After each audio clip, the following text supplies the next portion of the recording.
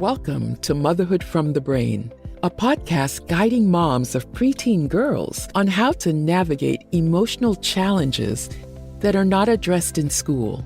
We share real stories, expert advice, and brain-based methods for handling tough moments. Discover insights to create a deeper connection with your preteen and improve your motherhood journey.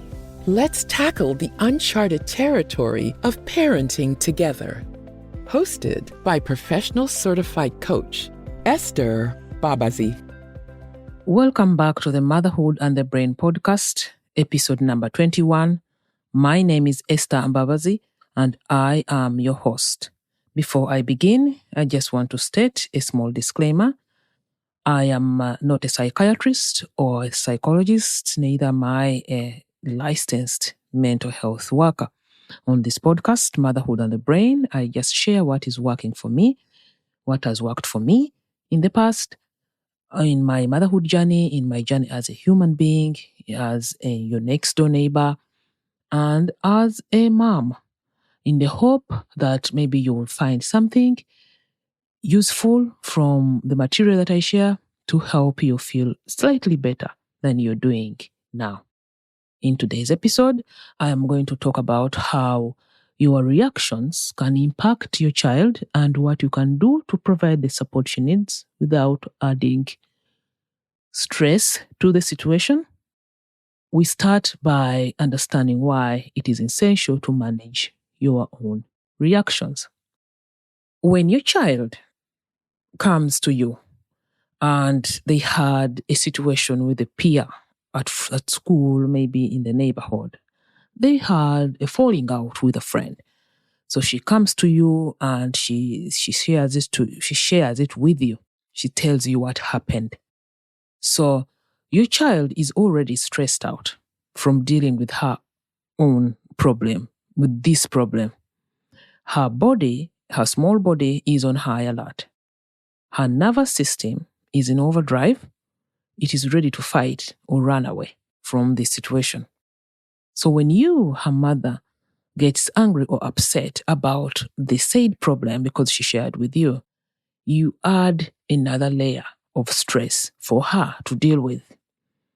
Her little young brain has had a hard time handling both her own stress and yours at the same time. And this can be the equivalent of juggling too many balls in the air. So your child feels the need to take care of you and your experience on top of her own needs and the situation that she's in. And this can really make her feel overwhelmed, even more anxious. So when you're upset, it makes her feel less safe and supported, which is the opposite of what she wants. Because your child needs to know that you have her back in a calm and steady way. And if you stay calm, it helps her brain feel safe, so she has the energy to deal with her problems in a better way. So this is what typically happens. When your child shares with you her problems or a problem, your protective brain goes in protective mode. You want to fix the problem right away to keep her safe and happy. Usually, this reaction is very strong because you deeply care about your child. Your protective brain thinks that if you don't jump in to solve this, you are failing as a mother. So this non-stop chatter, fuels your need to get too involved to try and solve this problem for her. But what this does, what your child actually wants, is for you to listen and understand what she's going through. She wants to feel heard and supported and not necessarily to have her problem solved immediately. So when you offer solutions, advice, and actions on how to fix the said problem, it can feel overwhelming and controlling to your child. Preteens want more independence from the age of preteen. They want more independence. They are learning to solve their own problems and they are making their own decisions. And this is a normal, biological, natural part of growing up. When you get too involved, it can feel like you are taking away her independence. She wants to show you that she can handle things on her own terms, even if sometimes she makes mistakes. So when you respect her autonomy or agency, she feels more respected and trusted. And this helps her learn important skills and how to handle different situations. So by solving her problems on her own, she becomes more confident in her abilities. The thing is, we are not taught these things in school. At least I never learned this in school. So many of us, myself included, we are so intertwined in our children's lives. Like we do not see where their lives stop and where ours start, or vice versa. We think that when they are going through something, automatically have to go through it with them. We don't see the thin line in the sand where we are supposed to stop. Like when our child is experiencing something sad, instead of diving in and starting to be sad or be frustrated with them about their problem, we do not know that we can be sad on our own, that we can sit here and be sad, angry, frustrated without us getting involved from the sadness. I hope this makes sense the way it does for me. And we call this taking care of our own well-being. So when you do not take care of your own well-being, you become overly involved in your child's life as a way to make yourself feel better. And this may sound harsh, but this is what is going on for many of us, because we see our child suffering and we feel bad because they are suffering. So in an attempt to make ourselves feel better, we get involved in their problems to try and solve them so we feel better, like we have done something, like we are good moms, like we are good caregivers. And what is happening is we are burdening our children with our own problems, our own internal, I would like to say the word internal, our own internal problems. So our brain, the human brain, is very smart. It gets you to focus on your child's problem as a way of distracting you from feeling the sadness, the helplessness, the anger, the vulnerability. I can't say that word. Vulnerability. Because you see your child is going through pain. You feel pain. But for you to solve your own pain, you get involved in her problem so you feel okay. This is what the brain does. And many times this is going on unconsciously. We don't know it is even happening, especially if you do not have the awareness. So instead of you being overreactive and controlling because of the way you feel, try, and I know this is hard, I'm not saying it's easy, try to solve for your own sadness on your own. Because when you are overreactive and when you become controlling, this might seem like it works, but what it is actually doing is it is creating distance between you and your child, because your child has already stated they don't want you involved.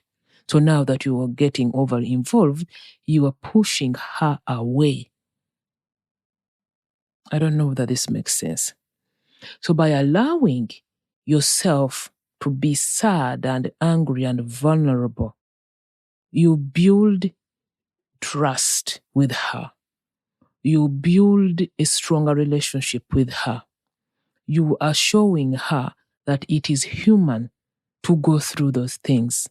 Like it is part of life to feel exposed, because anger is a very powerful emotion. It is very stimulating. But underneath all the anger is usually sadness and fear. So when you sit with your anger, instead of reacting angrily by maybe calling the other child's parents, when you sit with your anger and let yourself feel the anger, what you find is deep down you are sad, deep down you are scared, deep down you are fearful because your child is going through something and there is nothing you can do about it. And what we do as humans, we think that this is a bad thing. We don't want our kids to suffer. We don't want them to go through bad things. But these are all a part of the human experience. What I usually do for me is I sit still and I speak to my brain, sometimes audibly, sometimes just within me. And I will say that I notice that my brain is telling me to call the mom of the other child and try to sort this out. But my child asked me not to. I respect her decisions. I let her know I'm here and I can help if she needs help. I feel uncomfortable. I feel restless. I describe whatever it is I'm feeling. I feel uncomfortable. I feel restless. I feel sad. I feel angry. And it is okay that I feel all that. My protective brain thinks that my child is facing danger. My protective brain is just doing its job. There is no physical threat to her life. My maternal instinct just kicked in. And then I will say that in another time and another time, every time I feel like I need to call somebody, I need to do something, especially if my child asked me not to. And my brain is like, no, we have to do something. We have to do this. You have to make this go away. You have to clear this up, find out what's going on. I was like, in brain, I respect your opinion. I hear what you're saying. But we are not doing that. We are going to respect her decisions or his decisions. She knows that I'm here when she needs help. And because I choose not to do something, I feel uncomfortable. I feel restless. I feel angry. I feel sad. I feel frustrated, whatever it is that I'm feeling. And it is okay to feel all that. It is because my protective brain is doing its job of trying to get my instinct for me to protect my child. And nothing is physically threatening her existence. We are consciously and unconsciously taught to avoid uncomfortable emotion. We even call them negative emotions. We are consciously and unconsciously taught to avoid negative emotion. We avoid negative emotion, many of us, like they are the plague. But it is the negative emotion or uncomfortable emotion that gives meaning to the comfortable or what we call positive emotions. Because we would not know joy if it were not for sadness. We would not know light if it were not for darkness. We would not know spring if it were not for winter. And think about it. Would you like to be happy when your child is going through a problem and they are trying to solve it in their own little brain? Probably not. I wouldn't. So by acknowledging your vulnerability, you become aware of what is really going on, which might include fear for your child's well-being or sadness about the whole situation. And when you acknowledge sadness or vulnerability or fear around the situation, this awareness can lead you to a more thoughtful and compassionate way of approaching the situation. Because you recognize that you feel vulnerable or you feel sad or you feel helpless, you empathize with your child in that situation creating a deeper connection and understanding. When you approach a situation and you are not clouded by anger or frustration, you are more than likely to listen to your child's concerns and understand her perspective, which creates open dialogue where your child feels heard and supported. You stay calm and present, and you set an example for her on how to handle conflict and difficult emotion. And for me, what I have learned through doing this work is usually a vulnerable and open approach reassures my child that I'm here for emotional support, which is more than valuable. It is very, you see them even in their eyes. Like when you just sit there and open up and just listen to what they are saying, it is way more valuable than immediate intervention or tips and hacks on how to fix something. I'm not saying this is easy, but I'm not saying it cannot be done. Just like anything else, it's a skill to build. It takes practice. You have to practice. You have to be curious. What I have found, I think the best emotion is curiosity. You have to be curious when your brain is telling you to do something. You have to be curious. Like, what's going on, brain? Really, brain? Because in situations like this, you are going against your primal maternal instinct.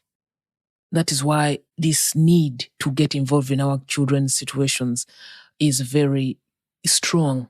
Like when that need arises within you, it is very strong. It is because it is coming from one of your primal instincts of protecting your young. So what I have found to be very helpful is to be curious. Like, what's going on, brain? What's happening? What am I not seeing? I mean, she said, no, I should not get involved. And why is it hard for me to respect that? Why is it hard for me to be present with myself and see what's going on?